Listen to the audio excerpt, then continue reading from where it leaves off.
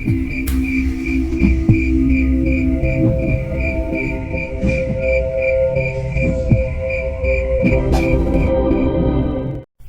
maghrib, mobil ambulan datang. Dengan langkah gontai, aku berjalan ke depan rumah. Om Herman terus mendampingiku sampai di depan ambulan. Kak Nasrul turun dari ambulan dan langsung memelukku. Kami pun menangis. Tak menyangka ditinggal ibu secepat ini.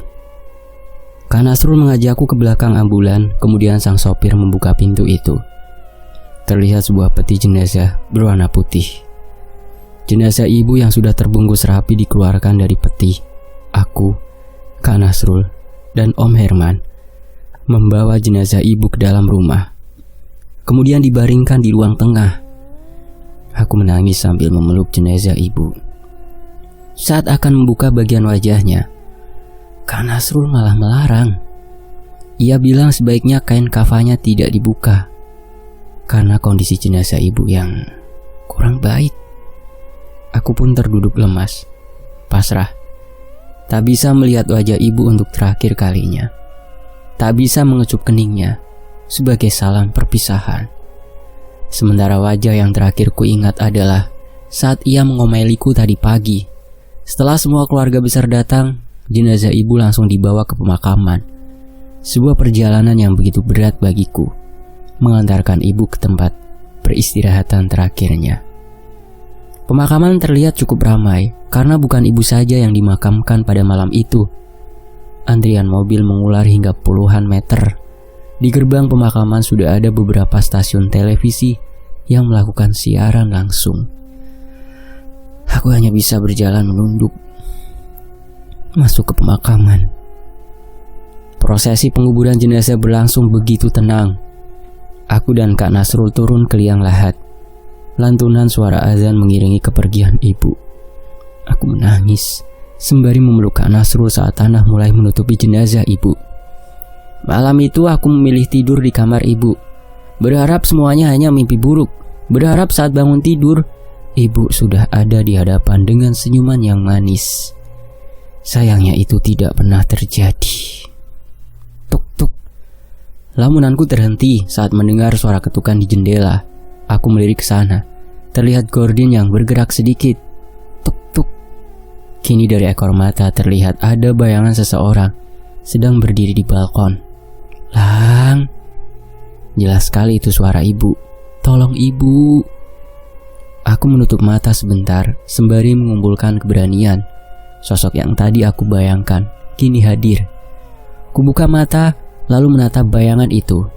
Bu, pergilah dengan tenang. Tempat ibu bukan di sini. Ibu jangan khawatirin Gilang. Gilang janji bakal belajar hidup mandiri. Gilang juga janji untuk belajar ikhlas, Bu. Gilang gak akan lupa doain ibu. Sekarang ibu pergi ya. Jangan ganggu Gilang lagi. Tolong ibu, Lang. Badan ibu sakit semua. Seketika itu gordin bergerak seperti tertiup angin kencang. Srek. Gordin terbuka sebagian. Kini aku bisa melihat ibu sedang berdiri mengenakan seragam pengajian yang berlumuran darah. Wajahnya pun sudah penuh dengan darah. Aku menutup mata sambil merapal doa. Saat mata ini terbuka, ibu sudah tidak ada. Aku bangkit lalu berlari ke arah jendela untuk menutup gordin. Tak mau kalau tiba-tiba ada sosok lain yang muncul. Ku ambil ponsel, ternyata baru pukul 3 pagi. Aku berbaring sambil menghadap kiri, membelakangi jendela. Kemudian memutar video murotal Al-Quran di YouTube sambil menunggu waktu subuh tiba. 1 jam berlalu, azan subuh berkumandang. Bergegas aku bangkit dan berjalan ke kamar mandi untuk mengambil wudhu. Setelah sholat subuh, aku turun ke bawah untuk mengambil minum. Tak sengaja berpapasan dengan Om Herman. Kirain udah tidur, Lang, ucapnya. Belum Om, ini baru mau tidur, balasku.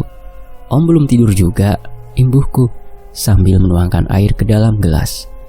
Tadi sempat tidur sebentar, terus kebangun, balasnya. Om mimpi ibu kamu datang ke sini, Lang. Sambungnya membuat tenggorokanku sedikit tercekat. Mimpinya gimana om?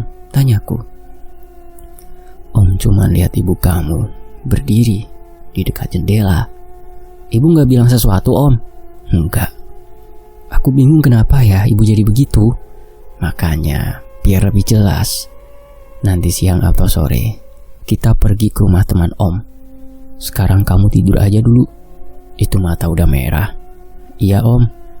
Aku kembali ke kamar untuk tidur. Dunia mimpi membawaku sebuah jalan.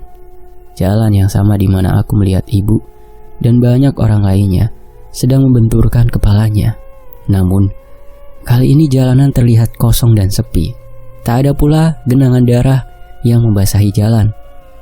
Aku melangkah menyusuri jalan dengan tetap berjalan di bagian tengah, sambil sesekali mengedarkan pandangan. Srek, srek. Kuhentikan langkah sambil menoleh ke arah semak-semak yang bergerak. Srek, srek. Kini suaranya terdengar di belakangku. Saat aku menoleh, sudah ada anjing hitam berukuran besar menatapku dengan sorot mata merah. Anjing itu menyalak. Suaranya membuat pepohonan di sekitarnya bergetar. Aku melangkah mundur sambil memperhatikan gerak-gerik anjing itu. Namun, hewan menakutkan itu malah berlari kencang ke arahku. Sontak aku pun berlari sekencang mungkin. Anjing itu menubruk dari belakang hingga aku jatuh tersungkur ke jalan. Ah! Anjing itu menggigit kakiku.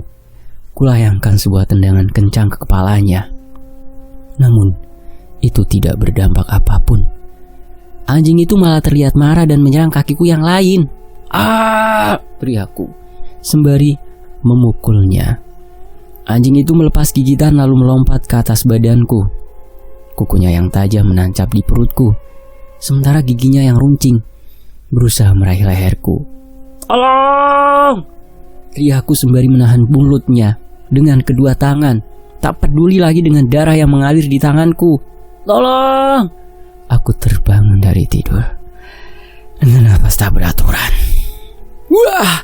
Terkejut saat melihat Om Herman dan Aurora sedang berdiri di dekat kasur. Habis mimpi apa Lang? Sampai teriak-teriak gitu? Tanya Om Herman. Kak Gilang habis dikejar anjing Pak, sahut Aurora. Aku menatap keponakanku dengan heran. Bagaimana ia bisa tahu? Bener Lang? Jawab Om Herman sambil bertanya. Iya Om, kayaknya anjing itu gak suka sama Kak Gilang, ucap Aurora. Gak suka kenapa? Tanyaku. Aku gak tahu Kak. Sayang, ke bawah dulu. Papa mau bicara sama Kak Gilang, perintah Om Herman pada putri kecilnya. Aurora pun menurut dan berlari keluar kamar. Dia emang begitu dari kecil Lang, sambungnya. Aurora juga tahu kalau para korban itu ikut sampai ke sini Om, tanyaku. Iya, semalam dia udah cerita. Sekarang kamu mandi, terus siap-siap. Tante kamu udah masak di bawah. Habis itu kita pergi ke rumah teman Om. Oke Om. Om Herman pergi keluar kamar, sementara aku masih duduk termenung di atas kasur. Sekitar 5 menit kemudian, baru bergerak menuju kamar mandi. Gilang, udah bangun? Sapa Tante Farah saat aku menuruni tangga. Iya Tan, balasku sedikit canggung. Makan dulu sana, Tante udah masak. Iya Tan. Aku melangkah ke dapur. Melihat banyak makanan sudah tersedia. Pilih aja, jangan bingung, ucap Tante Farah. Banyak banget masaknya Tan. Iya, soalnya Tante bingung kamu mau makan apa. Apa aja aku makan Tan, soalnya buatan Tante pasti enak. Gilang bisa aja, berarti makan semuanya. Aduh, bisa mati kekenyangan Tan. Tante Farah tertawa. Tante ke kamar dulu Lang. Oke Tan. Aku pun fokus mengambil makanan. Lang, aku terkejut sampai sendok terjatuh ke lantai. Om, ngagetin aja, sahutku seraya mengambil sendok. Makanya di ruang tengah aja. Siap Om.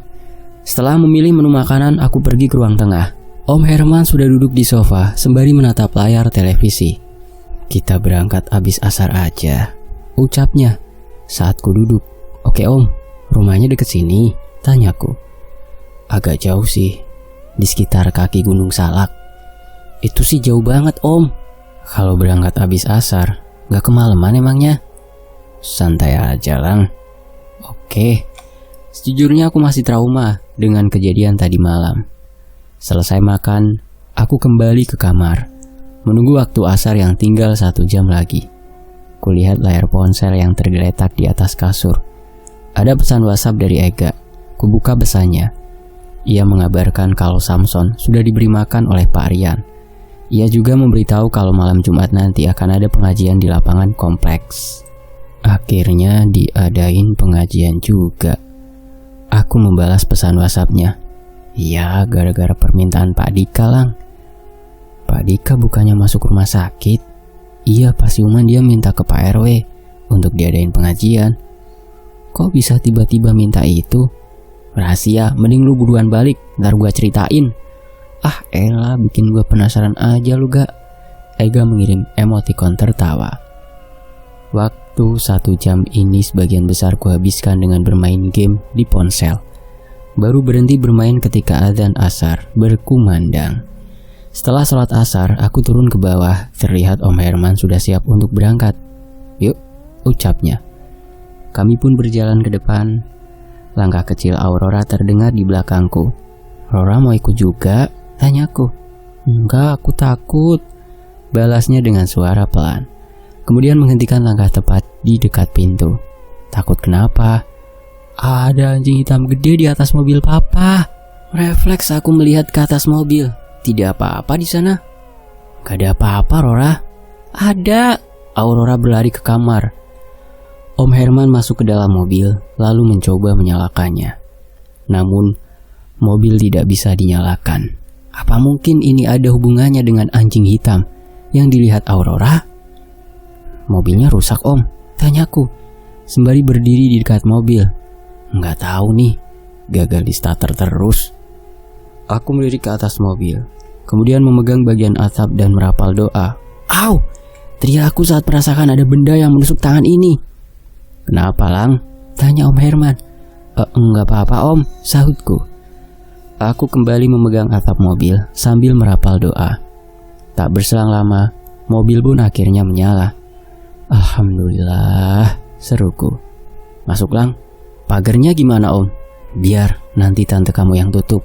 Oke. Aku masuk ke dalam mobil dan kami pun berangkat. Tak lupa berdoa agar tidak ada gangguan di jalan dan bisa selamat sampai tujuan. Sore ini jalanan di sekitar Bogor seperti penghijauan, penuh dengan angkot berwarna hijau. Hampir setengah jam, mobil hanya bergerak beberapa meter. Bisa malam nih sampainya, celetukku. Om Herman hanya tertawa sambil memperhatikan jalan. Kalau sampainya malam, ntar nginep aja di sana. Setuju, Om, daripada nanti lihat anak kecil nyebrang jalan lagi. Kamu itu emang sensitif atau bisa lihat sih? Aku bingung dengan pertanyaannya. Maksudnya apa, Om? Maksudnya sering lihat hantu atau sejenisnya? Enggak pernah, Om. Baru beberapa hari terakhir ini aja. Om kira emang bisa ngelihat dari dulu. Kalau itu iya, Om. Nih lagi lihat jalanan. Om Herman tertawa. Tadi Aurora bilang apa? Dia bilang ada anjing hitam di atas mobil ini, Om. Oh, mungkin itu yang bikin mobil nggak bisa nyala tadi. Kayaknya begitu. Sekarang ada. Nah, aku nggak tahu, Om. Soalnya yang lihat cuma Aurora. Setelah 1 jam lebih berkutat dengan kemacetan, kini jalanan sudah agak lengang. Mobil melaju dengan cepat ke sebuah desa di kaki Gunung Salak, Desa Pasir Jaya. Nggak usah di Google desanya, teman-teman. Meski di dalam mobil, aku bisa merasakan kalau udara agak lebih dingin, ditambah langit yang terlihat gelap. Bogor masih sama dari dulu, tiap sore hujan, ucapku. Kalau lagi musim hujan aja, Lang, balas Om Herman. Mobil mulai menyusuri jalan desa, rumah mulai terlihat jarang, berganti dengan pepohonan. Aku melihat ke kaca depan, sedikit menengadah menatap keindahan Gunung Salak. Om Herman membelokkan mobil ke jalan yang lebih sempit, hanya cukup untuk 1 mobil saja. Kemudian, tepat di sebuah lahan kosong, ia memarkirkan mobilnya. Kami pun turun dan berjalan kaki. Kurang dari 5 menit sudah sampai di depan sebuah rumah berpagar hijau. Om Herman masuk ke dalam, sementara aku menunggu di luar pagar. Seorang remaja wanita menyambut kedatangan Om Herman. Terjadi obrolan antara keduanya. Tak berselang lama, Om Herman mengambil ponsel dari saku celananya dan menelpon seseorang. Kemudian, ia membalikkan badan dan berjalan ke arahku. "Kenapa om?" tanyaku. Bingung. "Teman omnya gak ada di rumah," balasnya. "Emang gak janjian dulu? Biasanya dia ada di rumah kok. Mungkin sekarang lagi ada urusan. Ya, yuk pulang sebelum hujan." Kami berjalan menuju mobil. Tuk, tuk, suara tetesan air hujan terdengar di atap mobil. Saat mobil baru saja meninggalkan desa, Om Herman mengurangi kecepatan. Kulirik jam di dashboard menunjukkan pukul 5:30 sore. Perasaan ini mendadak tak enak. "Cari masjid dulu om, sebentar lagi maghrib." "Iya," sahut Om Herman. Aku mengambil ponsel, tak ada sinyal. Kemudian ku taruh ponsel di atas dashboard sambil menatap lurus ke depan. Jalanan begitu gelap, seperti tak ada penerangan. Om Herman hanya diam saja, fokus melihat jalan. "Ini jalan yang tadi?" tanyaku sedikit curiga. Soalnya dari tadi belum terlihat ada perumahan warga. Iya, Om Herman terdengar tidak begitu yakin. Sontak aku melompat sedikit dari kursi saat mendengar suara benturan keras di atap mobil. Om Herman tampak tidak terkejut. Ia tetap fokus menatap jalan. Namun mulutnya dari tadi bergerak dengan cepat, seperti sedang merapal doa. "Om!" teriakku kaget. "Baca doa, jangan panik." Aku menutup mata, lalu merapal doa. Saat membuka mata, terlihat ada banyak orang berdiri berjejer di pinggir jalan. Beruntung, rintik hujan membuat bentuk mereka tersamarkan. Tak berselang lama, terlihat ada sosok besar berdiri di tengah jalan. Saking besarnya, jalanan sampai tertutup olehnya.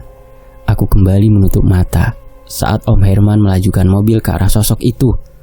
Kurasakan angin dingin menerpa seluruh tubuh. Kemudian, bulu kuduk ini meremang. "Udah," ucap Om Herman. Kubuka mata, melihat jalanan sudah seperti biasa. Entah kebetulan atau tidak, kami berhasil keluar dari jalan mengerikan itu, bertepatan dengan waktu maghrib. Om Herman menghentikan mobil di depan masjid, di pinggir jalan. Bergegas kami pun turun untuk menunaikan sholat.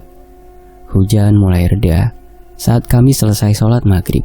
Sebelum pulang, Om Herman mengajakku makan di pinggir jalan. "Di rumah kan ada banyak makanan, Om." Aku teringat sama tante yang sudah memasak banyak.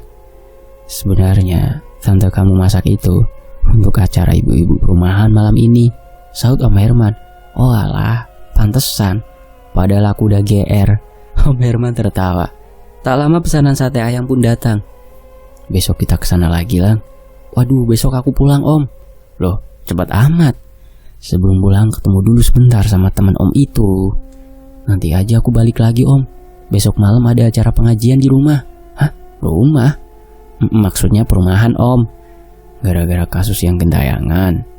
"Kayaknya begitu, Om. Kalau dibiarin aja, kasihan yang meninggalnya juga jadi bahan omongan terus." "Bener banget." Selesai makan, kami pun melanjutkan perjalanan. Kembali harus menghadapi kemacetan kota Bogor. Sekitar pukul 9 malam, kami sudah sampai rumah. Aku langsung menuju kamar, karena mata ini sudah lumayan mengantuk. Pokoknya malam ini harus tidur cukup, soalnya besok pagi aku harus pulang ke rumah. Singkat cerita, pagi ini tubuhku segar sekali, karena semalam bisa tidur dengan nyenyak. Tak ada gangguan apapun. Aku juga tidak bermimpi seram. Sungguh rindu sekali dengan suasana malam seperti itu. Aku turun ke lantai bawah untuk sarapan. "Jadi pulang sekarang, Lang?" tanya Om Herman. "Iya, Om." Setelah sarapan, aku kembali ke kamar untuk mandi. Saat keluar dari kamar mandi, terkejut dengan Aurora yang sedang duduk di atas kasur. "Jangan pulang sekarang, Kak," ucapnya. "Kenapa, Dek?" tanya aku sembari mengeringkan rambut dengan handuk. "Aku lihat badan kakak banyak darahnya." "Dek, kamu tidak salah lihat kan?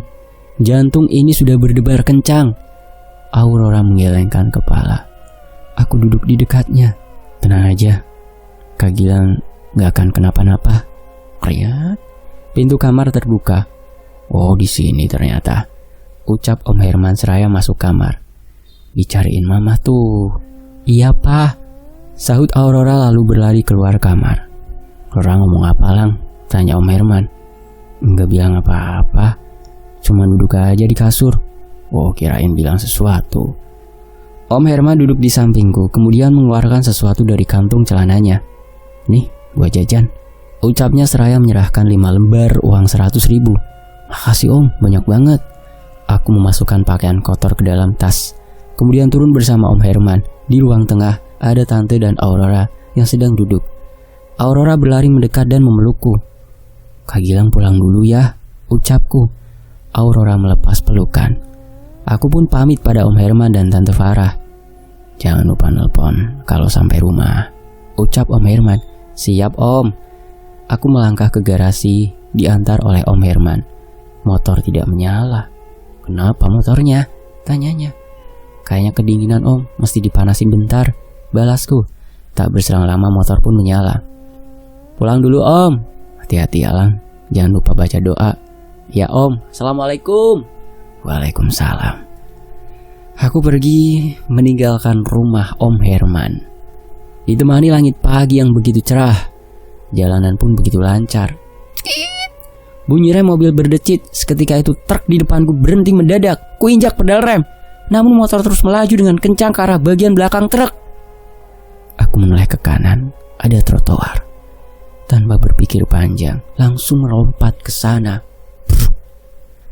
Motor menabrak bagian belakang truk. Sementara aku tersungkur dan meringis kesakitan karena membentur trotoar. Telapak tangan ini terasa perih. Ada luka lecet yang cukup lebar. Sopir truk berjalan mendekat dan memarahiku. Aku pun hanya bisa meminta maaf. Sambil menahan rasa sakit, warga mulai berdatangan. Aku menjelaskan kalau rem motornya tiba-tiba blong. Namun, penjelasanku itu tidak diterima sang sopir. Ia malah meminta ganti rugi. Ku ambil 2 lembar uang 100 ribuan. Ia protes karena uangnya kurang, tapi akhirnya diterima juga. Setelah itu ia pergi bersama truknya, sementara aku masih duduk di trotoar. Beberapa orang remaja terlihat memindahkan motorku ke pinggir jalan. Sementara itu, seorang warga membantuku berdiri dan berjalan ke depan toko yang masih tutup. Aku menghela nafas panjang saat melihat bagian depan motor yang rusak parah. Tak terbayang jika tadi tidak melompat. "Motornya masih bisa nyala Bang," ucap seorang remaja yang tadi memindahkan motorku. "Tapi stangnya rusak." "Iya gak apa-apa, makasih ya." Ku ambil dompet, berniat memberinya uang. "Kagak usah Bang," ia menolak, lalu pergi begitu saja. Kini aku bingung memikirkan cara untuk pulang. Harapan satu-satunya adalah Ega. Ku ambil ponsel di dalam tas, lalu menelponnya. "Halo, apa Lang?" ucap Ega saat telepon terhubung. "Gak, tolongin gua dong," balasku. "Tolongin apa? Si Samson kan udah dikasih makan sama Parian." "Bukan itu. Ini gua habis kecelakaan gak." "Hah? Seriusan Lang?" "Iya." "Ah, kagak percaya gua. Coba mana fotonya?" Temennya kecelakaan malah diminta foto. Gua malas di-prank sama lu. Ku tutup telepon, lalu melakukan panggilan video call dengan Ega. Kutunjukkan luka-luka di tubuh ini dan kondisi motor yang rusak. "Ya Allah, beneran ternyata," ucap Ega setelah melihat semuanya. "Iya kali gua bercanda masalah beginian," sautku kesal. "Ya udah, gua meluncur ke sana. Sherlock Lang." "Oke, buruan ya. Badan gua kayak remuk nih, udah sakit banget." Iya, sabar, jangan mati dulu." "Parah bet si Ega," sahutku kesal. Namun ia langsung menutup video call. 10 menit berlalu, aku masih duduk di tempat yang sama, menanti kedatangan Ega. Kring, ada panggilan telepon. Buru-buru aku mengangkatnya, tanpa melihat dari siapa. "Halo Gak," ucapku. "Gak siapa Lang?" Ternyata bukan Ega, melainkan Kak Nasrul. Kenapa dalam situasi seperti ini ia menelpon? Kakak, tadi aku lagi teleponan sama Ega." "Oh, kirain apa? Kamu ada di rumah Lang?" "Enggak, ini lagi jalan-jalan naik motor." "Jalan-jalan kemana?" "Ke Sudirman." "Yakin? Bukannya kamu ke Bogor?" "Ah, dari mana Kak Nasrul tahu aku dari Bogor?" "Pasti Om Herman yang memberitahu." "Pasti Om Herman cerita ya?" tebakku. "Iya. Tadi Om Herman kirim WhatsApp, katanya kamu habis nginep di rumahnya." "Emangnya ada apa? Tumben banget nginep di sana." Aku harus memutar otak mencari alasan. Tak mungkin menceritakan semua yang terjadi terhadapku. Takutnya nanti malah mengganggu pikirannya. Refreshing aja kak, daripada di rumah terus suntuk, balasku. Oh, terus sekarang di mana? Udah sampai rumah? Belum, ini lagi di jalan. Kakak malah nelpon. Ya udah hati-hati, kabarin kakak kalau udah sampai rumah. Siap. Sekitar 15 menit kemudian, ada mobil berwarna kuning berhenti di dekatku. Mobil yang sangat ku kenal, tapi rasanya tak percaya ada di hadapanku. Tin. Kaca mobil depan terbuka perlahan. Masih hidup lo, teriak Ega. Aku melotot sambil mengacungkan jari tengah. Ini bukannya mobil Rehan. Aku tak bisa melihat orang yang duduk di bangku kemudi. Iye, apalang. Kepala Rehan tiba-tiba muncul di dekat Ega. Wih, udah balik lu? Baru aja. Bantu gua lah, lu berdua ngapain masih di mobil? Ucapku kesal. Iya. Ega turun dari mobil, lalu membantuku berdiri. Emang parah banget kecelakaannya? Tanyanya. Tuh lihat aja, motor gua sampai begitu. Wih, mantap. Apa yang sakit lang? Tanya Rehan sambil membuka pintu tengah, kemudian membantuku masuk ke dalam mobil. Tiduran aja lang. Makasih ya, balasku. Motor lu masih bisa jalan gak? Tanya Ega. Masih kok, coba aja. Aku menyerahkan kunci pada Ega, kemudian ia mencoba menyalakan motorku. Ega kembali ke mobil. Motornya sih nyala, tapi stangnya miring ke kiri. Lu pakai aja gak? Idih, gimana bisa sampai rumah kalau kagak bisa belok kanan? Aku dan Rehan pun tertawa. Biarin aja di sana. Nanti gua minta karyawan toko yang angkut, ucap Rehan. Gitu baru namanya temen. Emang cuman Rehan yang baik, balasku. Gua turunin lu lang, sahut Rehan kesal. Sorry, balasku lalu tertawa. Lu butuh ke rumah sakit gak lang? Tanya Rehan. Gak usah, langsung balik aja. Oke. Sesampainya di perumahan, Rehan mengarahkan mobil ke blok A, tempat tinggalnya. Lu kok malah ke rumah lu? Tanyaku. Daripada sendirian di rumah, mending nginep di rumah gua dulu lang, sampai sembuh, balasnya. Bener tuh, sahut Ega. Ega dan Rehan membopongku masuk ke dalam kamar, kemudian memintaku berbaring di kasur. Ntar lu tidur di mana Han? Tanyaku. Gampang gua sih, bisa di lantai, sahutnya. Duh, gua jadi kagak enak Han. Ya elah, biasa aja kali lang. Rehan dan Ega membantu membersihkan dan mengobati lukaku. Ini obat merah Cina, bagus banget buat luka, ucap Rehan sembari menuangkan obat itu ke kapas. Ada yang tahu nggak? Komen ya kalau ada yang tahu obat merah tersebut. Bener tuh, sahut Ega. Entah kenapa wajah mereka berdua begitu mencurigakan. Sini tangan lu. Rehan menarik tanganku kemudian memoleskan obat itu. Seketika itu, aku berteriak kencang. Perih sekali. Ega dan Rehan pun tertawa puas. Lu lapar nggak? Tanya Rehan. Lapar, sahutku. Gua pesenin makanan, mau apa lu? Bebas dah. Siomay daging ular mau? Ya kagak itu juga kali Han. Lah katanya bebas. Emang ada siomay daging ular? Tanya Ega. Kamu nanya, balasku. Gua nanya serius lang. Ya kagak ada lah Ega, sahut Rehan. Sekitar 30 menit kemudian makanan sudah datang. Rehan memesan 4 loyang pizza. Memang enak jadi orang kaya, makanan pun tinggal tunjuk. Oh ya, selama seminggu gua di Jepang, gua dapat kabar kalau perumahan ini jadi angker, ucap Rehan lalu melahap satu potong pizza. Lu tahu dari mana? Tanya Ega. Dari satpam rumah gua. Mereka bilang setiap malam sering nyium bau busuk sama anjir gitu. Terus lihat ada penampakan Pak Aiman. Astaga, aku baru ingat rumah Pak Aiman tidak jauh dari sini. Muka lu kenapa lang? Tanya Ega. Gua trauma sama dia, balasku. Pak Aiman? Iya, jangan disebut namanya, ntar dateng. Masa sampai segitunya? Tantang Rehan. Beneran, aku menceritakan kejadian di pos satpam kemarin. Pantesan kemarin si Cecep kagak jaga malam, ucap Ega. Jujur silang, gua kagak pernah lihat begituan. Jangan bilang gituan, ntar pas ketemu lu kencing di celana. Ah kagak mungkin sih, jawabnya. Songong lu Han. Gak, kemarin lu janji bakal cerita kenapa diadain pengajian dadakan, ucapku. Oh itu, gara-gara Pak Dika, balas Ega. Kenapa emang Pak Dika? Jadi gini. Ega pun bercerita kalau penyebab Pak Dika masuk rumah sakit adalah Bu Salma. Bu Salma? Aku cukup terkejut mendengarnya. Iya Lang, jadi katanya sebelum kejadian itu, Pak Dika udah gak berani tidur di kamarnya. Soalnya pernah lihat Bu Salma jongkok di pojokan sambil nangis, ucap Ega. Pak Dika udah coba manggil Ustadz gitu, tapi tetap aja Bu Salma masih berkeliaran di dalam rumah, bikin penghuni rumah jadi ketakutan.